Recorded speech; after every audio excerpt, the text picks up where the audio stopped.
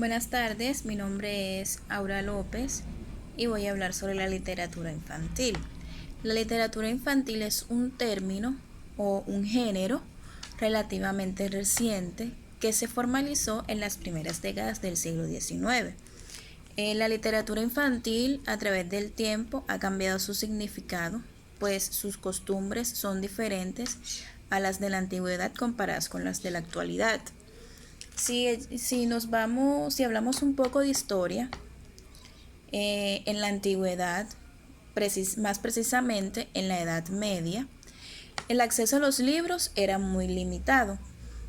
Era muy difícil conseguir un libro, puesto que los libros que llegaban afortunadamente a los niños no eran precisamente en su contenido, no tenían precisamente lo que hoy llamamos como literatura infantil.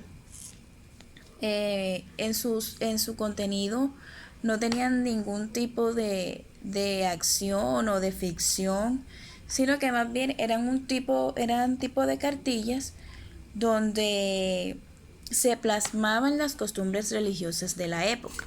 Afortunadamente, a través del tiempo se fueron editando y fueron saliendo más historias de literatura infantil con contenido apto para los niños. Cuando hablamos de literatura infantil existen controversias o contraposiciones. Por un lado están quienes defienden a la literatura infantil como aquellas obras que son escritas por los niños, es decir, donde los niños son los autores.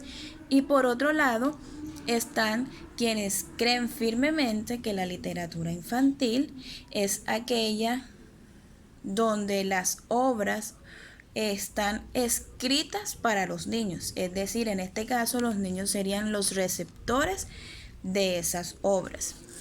Personalmente estoy de acuerdo con lo último.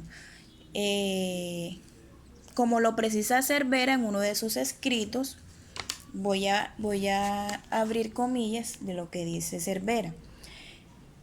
En la literatura infantil se integran todas las manifestaciones y actividades que tienen como base la palabra, con finalidad artística o lúdica que interesan al niño. Es muy importante a la hora de hablar de literatura infantil que en los contenidos haya este tipo de elementos, porque muchas veces al no existir estos en los niños, esto causa repudio o rechazo, ya sea al leerlas o al escucharlas. Entonces, pues la base fundamental de la literatura infantil para que sea efectiva es generando satisfacción, generando expectativa en los niños, incluyendo contenidos